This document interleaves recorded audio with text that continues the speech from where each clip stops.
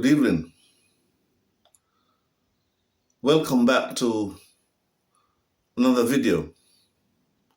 And this evening, we're going to change from my regular books that I read from. By now, people who has been following this channel should know.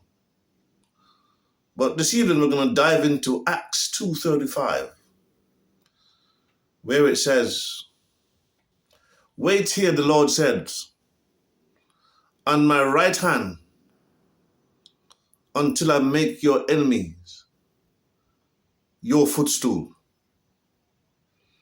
That is a promise from God, that if someone is in a situation whereby they know in their heart, in their soul, that the situation that they're in is not evaluated by God, and when God summarizes it, when God take it into his hands, like a jigsaw puzzle, dismantle it, what he's saying, I'm going to put you back together again. And this time you shall be like a rock, a mountain, unmovable. But make sure that you're on the right path. Make sure you don't sway from left to right. That's why God is saying,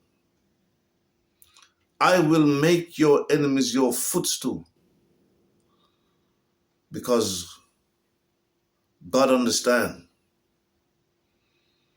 God can put all things on the scale of life. And when God weigh the scale of life and do all his measurement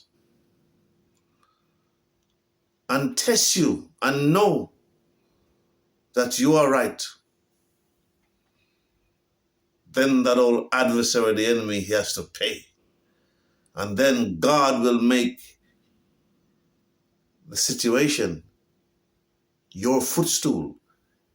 Whether it's going to be a he or a she, doesn't matter, irrespective.